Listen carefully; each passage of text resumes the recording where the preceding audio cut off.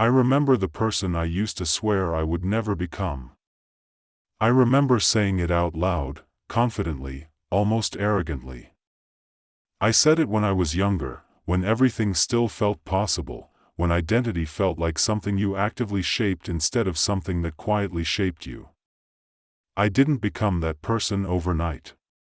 That's the part that still unsettles me. I didn't wake up one day and betray my values. I didn't abandon my principles in a moment of weakness. I compromised them slowly. Politely. One reasonable decision at a time. And every compromise made sense. At first, it even felt responsible. I remember the first time I did something that didn't sit right with me. It wasn't dramatic. No one noticed. I noticed, but I ignored it. I told myself it was temporary. That circumstances required flexibility. That ideals were luxuries for easier lives. That justification worked. It worked so well that I used it again. And again. Each time, the discomfort faded faster. Each time, the line moved slightly. Not enough to alarm me. Just enough to accommodate the next choice. That's how you lose yourself without realizing it's happening. I used to believe that who you are is defined by your big decisions, the obvious turning points. But now I know better. You are shaped by the small ones. The quiet ones. The ones no one else ever questions. Especially the ones you explain away. I didn't stop caring. I redirected my care. Away from honesty. Toward efficiency. Toward approval. Toward outcomes instead of integrity. People started trusting me more as I changed. They relied on me. Praised my pragmatism. Complimented my maturity. From the outside, it looked like growth. Inside, something was tightening. I noticed it most in moments of silence. When there was no performance required. No role to maintain. Just me, alone with my thoughts. That's when the unease surfaced, faint at first, easy to dismiss. I told myself everyone feels this way. That adulthood is about sacrifice. That ideals soften with experience. That this was just realism replacing naivete. But realism doesn't usually feel like grief. I stopped arguing with myself about it. That was the turning point. Not when I made a wrong choice, but when I stopped questioning them. I became efficient at being someone I didn't fully recognize. I learned how to respond without reacting. How to navigate situations without revealing what I actually felt. How to sound confident while slowly disconnecting from my own voice. The irony is that the more I succeeded externally, the more distant I felt internally. Achievements landed with a dull thud instead of satisfaction. Praise felt misplaced, as if it belonged to a version of me I was impersonating. I avoided thinking about the past because it reminded me of promises I no longer kept. I avoided thinking about the future because I wasn't sure I liked where this version of me was going. So I stayed present, but not present. Busy. Functional. Distracted. That's a dangerous state to live in. One evening, completely ordinary, I caught myself responding to a situation in a way that felt automatic, calculated, detached, effective. It worked. The outcome was clean. No conflict. No mess. And then the thought hit me with uncomfortable clarity, this is exactly who I said I would never be. Not cruel. Not reckless. Just hollow. Someone who chooses convenience over truth. Someone who knows better and does it anyway. Someone who trades alignment for stability and calls it wisdom. That realization didn't break me. It scared me. Because it meant this wasn't an accident. It was a pattern. A direction. A version of myself I had been reinforcing quietly for years. And once you see the pattern, you can't pretend it isn't there. The question was no longer whether I had changed.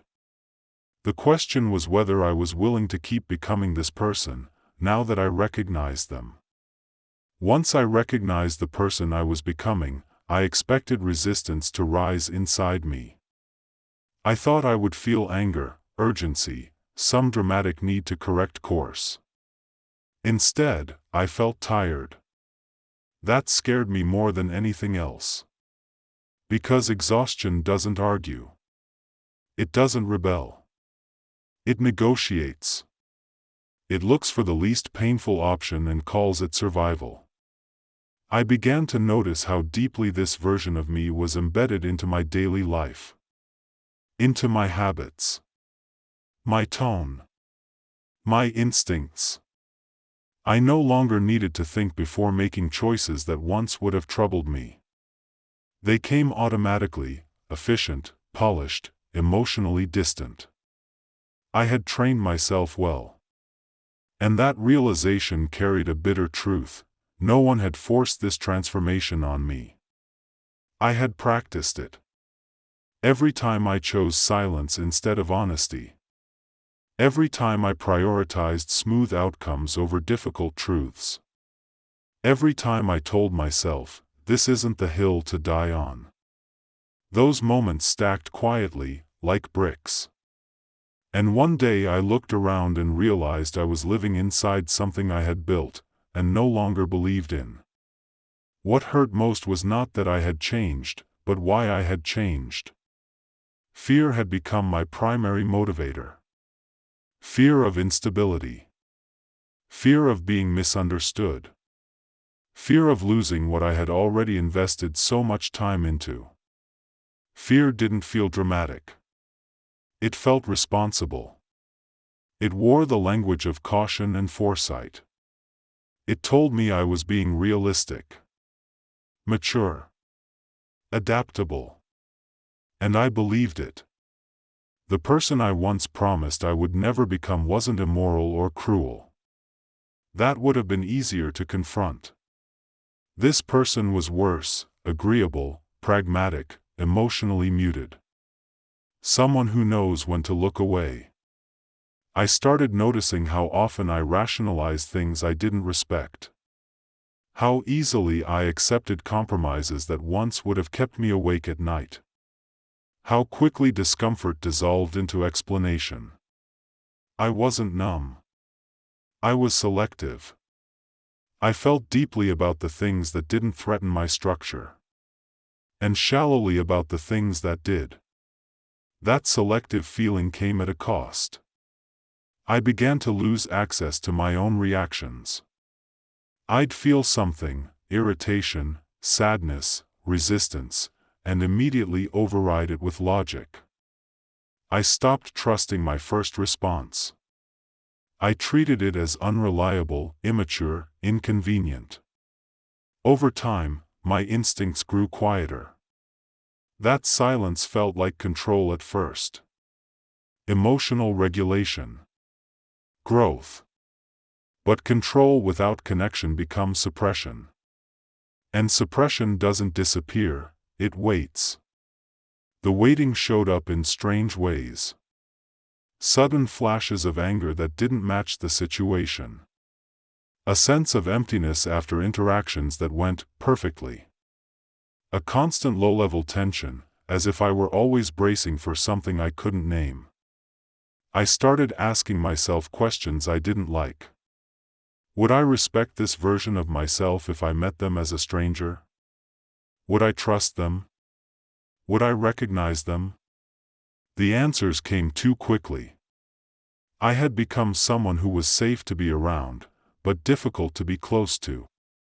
Someone who didn't make waves, but also didn't invite depth. Someone who avoided extremes and lost intensity along the way. And the most unsettling part? People liked this version of me. They complimented my calm, my rationality, my composure under pressure.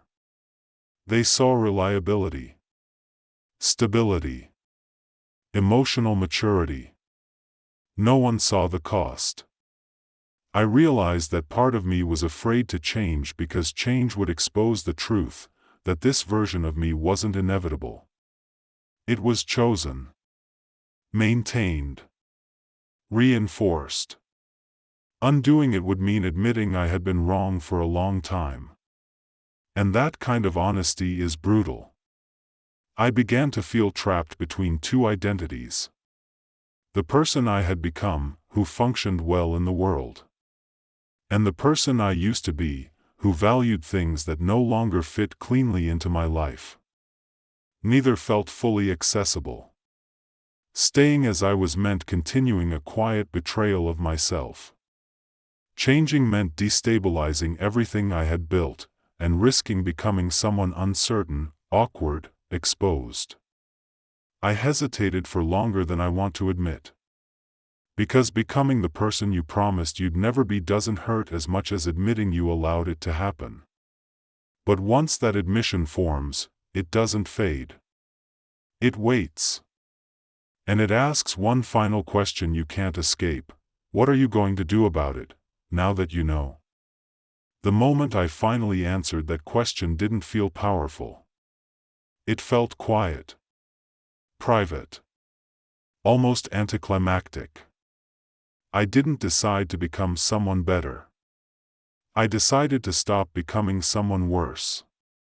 That distinction matters. I realized I didn't need a complete reinvention or some dramatic return to an earlier version of myself. I didn't need to reclaim youth, ideals, or certainty. What I needed was simpler and harder. I needed to stop lying to myself in small ways. So I began there. I stopped explaining away discomfort the moment it appeared. I stopped calling unease overthinking just because it was inconvenient. I let myself feel resistance without immediately neutralizing it with logic. That was terrifying. Because without suppression, everything surfaced at once. Regret. Anger. Sadness. A grief I hadn't allowed myself to touch. I had to confront the weight of years spent choosing ease over alignment. There were nights I lay awake, replaying moments where I knew I should have spoken, should have acted, should have refused, and didn't. Those memories hurt differently now. Not as shame, but as information. They showed me exactly where I had disappeared. Changing didn't make my life easier. It made it honest. I began to disappoint people. Not deliberately, just inevitably. When you stop performing a version of yourself that others depend on, some structures collapse. Some relationships strain. Some expectations break. I didn't handle it perfectly. Sometimes I overcorrected. Sometimes I withdrew too much. Sometimes I felt tempted to return to the old version of myself just to restore harmony. But something inside me refused. Because harmony that requires self-erasure is not peace. It's compliance. Slowly, something unfamiliar emerged. Integrity. Not the loud kind. Not the idealistic kind. The quiet kind that lives in your body. The kind that lets you sleep without rehearsing conversations in your head. The kind that doesn't require justification. I didn't suddenly become brave. I became congruent. My words began matching my reactions. My choices started reflecting my values again, not perfectly, not consistently, but intentionally. And for the first time in years, my inner voice grew louder instead of quieter. I learned something essential in that process. The person I once promised I would never be wasn't a monster. They were a warning. A version of myself built entirely on fear, efficiency, and avoidance. A version that could survive indefinitely, but never feel whole. Becoming them wasn't the tragedy. Staying them would have been. I still carry regret. For the time lost. For the promises broken. For the moments when I knew better and chose comfort anyway. That regret doesn't vanish just because you change direction. But it no longer defines me. If you're listening to this and you recognize yourself, if you feel that quiet unease, that sense that you've become someone you never meant to be, I want you to understand something deeply. You don't become yourself again all at once. You do it one refusal at a time. Refusing to stay silent. Refusing to numb what hurts. Refusing to trade alignment for approval. I became the person I once promised I would never be. And then, slowly, deliberately, I stopped. Not by erasing the past, but by choosing differently in the present. And that choice, repeated imperfectly, is how I finally began to come back to myself.